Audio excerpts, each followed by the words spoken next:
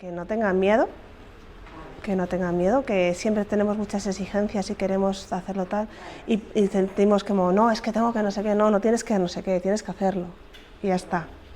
Aunque sea un corto en tu casa con tu padre, o tu madre, o tu gato, ¿sabes? Pero hay que hacer cosas, no hay que tener miedo, no pasa nada si te equivocas, además, ya está.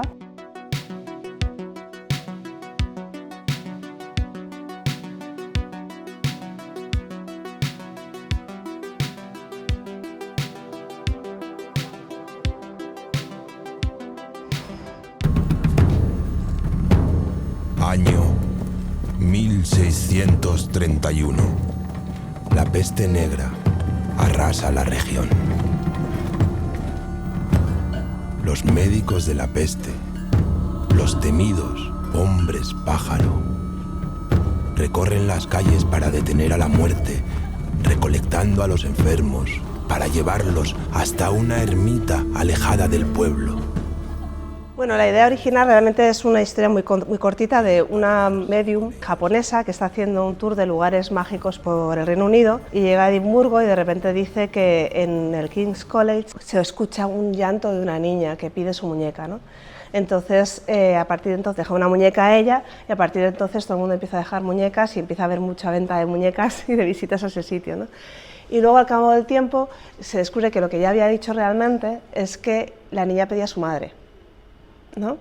Entonces me gustó esa idea de cómo, bueno, esa idea le interesó mucho a Laura Fernández de Filmas y ahí surge una historia que se crea de una cosa muy chiquitita, que no tiene mucho que ver con todo lo demás, surge todo eso. Y a mí me pareció muy interesante eso de que de repente cómo se transforman los relatos, ¿no? Cómo se está transformando que una historia que va realmente sobre una pérdida de una niña que decía la medium que estaba buscando a su madre, ¿no? Que es lo que tiene sentido, que esté un fantasma atrapado por eso y no porque ha perdido a su muñeca, ¿no? Yo te puedo cuidar y así estamos juntas. Ya, pero es que ese no es tu trabajo. Cómo los relatos y cómo las leyendas y cómo las ficciones nos ayudan a vivir. Realmente a lo mejor las tradiciones o las leyendas orales han perdido peso, han quedado las fiestas, han quedado las choznas, pero tenemos el cine, el cómic, la televisión, todo eso ha sustituido a todo esto y sigue estando con nosotros. El poder de la ficción sigue estando presente. ¿Qué haces aquí? ¿Tú qué crees? En el fondo eso es la base de los relatos junto al fuego, ¿no? Eran formas de aprender a gestionar miedos y aprender a socializar, y también en eso se basa mucho también la religión, ¿no? Una forma de aprender a vivir.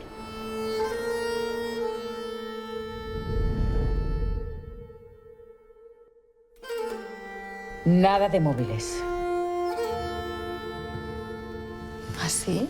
¿Y qué puede pasar? Nada bueno. Al final lo importante en la ficción para mí son las personas.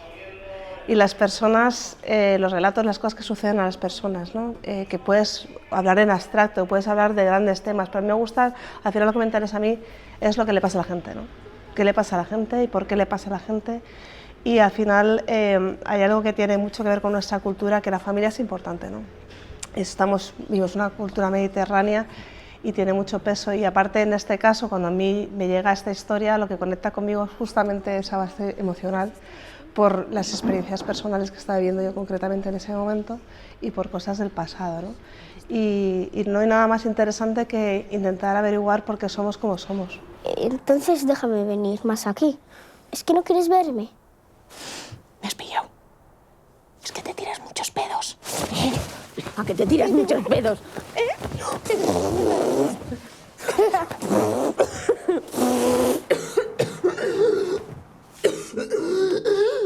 Pues el casting fue bastante complicado, gracias a unas directoras de casting maravillosas. Me decía el otro día Flor que cree que habían visto más de 1000 niños. Yo no lo sé, yo vi 100, creo. En Euskadi, en Navarra, ampliamos un poco a todo el territorio, pero dimos con esta niña como a mitad del casting, un poco más cerca del final, y tenía magia. Es verdad que no tenía nada de experiencia, nada, ni siquiera había hecho teatro en el colegio, pero tenía algo. Pero es verdad que era muy tímida, el texto no se lo sabía, cada vez que dabas una indicación como que estaba cada vez más tímida. Yo no trabajé con ella Y un momento que dice, yo tengo que conocerla, quiero, no hay que verla, quiero conocerla, vamos a verla. Y empecé a ensayar con ella, a hacer improvisaciones y te das cuenta que tiene magia, ¿no? Y que, bueno, pues la forma, al no tener ninguna experiencia y al ser una niña tan especial, con tanta sensibilidad, pues eso marca una forma de rodar distinta, ¿no? Marca una forma y unos ritmos distintos de rodaje que ya son de por sí distintos al trabajar con niños, pero cuando tratas con una niña con esta especial sensibilidad, pues tienes que respetarla y tienes que cuidarla y favorecerla. Más tranquila. Quería quitarme a ti. Con lo fea que es. Es mi amiga. Aunque sea fea y tuerta como tú. Me está bien merecido por darte bola. Bueno, Belén es maravillosa y parte de los motivos por los que Maya está también es también por la generosidad de Belén, ¿no? Belén es todo facilidades. A Belén, claro, es un personaje que se aleja mucho de lo que es ella, de lo que está acostumbrada a hacer. Has tenido que hasta que aprender a andar de una manera distinta, ¿no? El otro día hablábamos de cómo elegíamos las botas, cómo eligió ella las botas conmigo y con el diseñador de vestuario para que marcara la forma de andar, ¿no? Cómo se mueve este personaje, ¿no? Y yo creo que la forma en la que Belén disfruta creando el personaje se transmite al espectador. Y para mí es un personaje que dice, ¿es arisco? Y yo digo, ¿por qué es arisco? A mí no me parece arisco, me parece muy normal.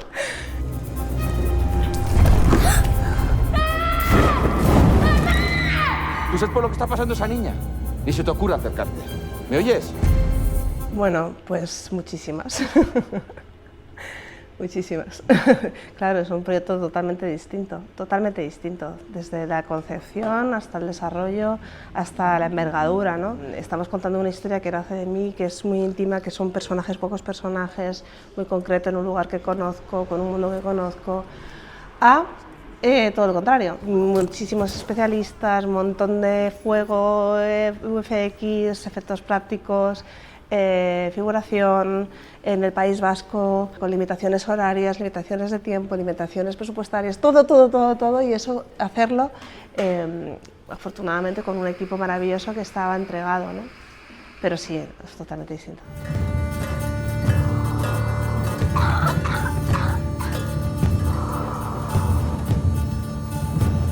Muchísimas. ¿No? Yo creo que estamos si no te estás influenciando todo el tiempo de todo lo que estás absorbiendo, incluso hoy día, ¿no? Yo siempre estoy, tienes la suerte que tenemos, ¿no? De que siempre puedes estar recibiendo de gente coetáneos o del pasado. Pues no sé, me encanta Shirley Jackson de la literatura, Carson McCullers, me gusta mucho la literatura americana, también la literatura inglesa, referentes, por ejemplo, esta película sería también Henry James, me gusta muchísimo Bolaño, me siento muy influenciada por la novela, a mí me gusta mucho la literatura, por el cine, pues te diría desde Hitchcock a Carpenter, a Claire Denis, también Spielberg, también Haneke, no sé, una mezcolanza de cosas, ¿no? También Jong Moon-ho, el cine coreano. La diferencia más, bueno, una película está centrada en una película, ¿no? En una serie muchas veces estás haciendo varios capítulos a la vez y tienes que tener arcos emocionales distintos, no sé qué, no sé cuántos. En el cine, cuando es cine independiente, está la opinión del director, como mucho la opinión de los coproductores y ya está, ¿no? Pero digamos que es más autoral, está así. En televisión hay muchas más injerencias, ¿no? Salvo casos concretos. Pero los casos concretos son casos concretos. Y está la cadena, está el productor ejecutivo, está no sé qué. Yo he tenido la suerte, sobre todo últimamente, de que en televisión he trabajado con gente que es maravillosa y con la que se trabaja muy a gusto y muy bien y te deja mucha libertad, ¿no? Pero digamos que la mayor diferencia es que en cine hay más autoría. Generalmente. Mira, yo te diré simplemente que lo primero que hice en la escuela de cine, la primera prueba de cámara que había que hacer una cosa era una persecución de un ser paranormal a una chica con un twist final. Eso es lo primero que hice yo en la escuela de cine, la primera vez que tuve una cámara en mis manos. Y lo primero que escribí yo en mi vida fue una cosa que representamos con el colegio y era un cuento de vampiros. Yo creo que sí. Yo creo que sí, hay muchos autores, muchas autoras y mucha gente con muchísimo talento. Se están dando cosas en el mainstream, se están dando cosas que están funcionando muy bien en taquilla y que son interesantes y son muy divertidas. Y en el cine más autoral yo creo que hay una capacidad de invención que es alucinante y una diversidad de voces que muy envidiable, yo creo. Cuando alguien está muy triste, imagina cosas y se hace cosas que no debería. Me tienes que creer. Me quemé. Vean los hombres pájaro. Pues contar historias. Contar historias con imágenes.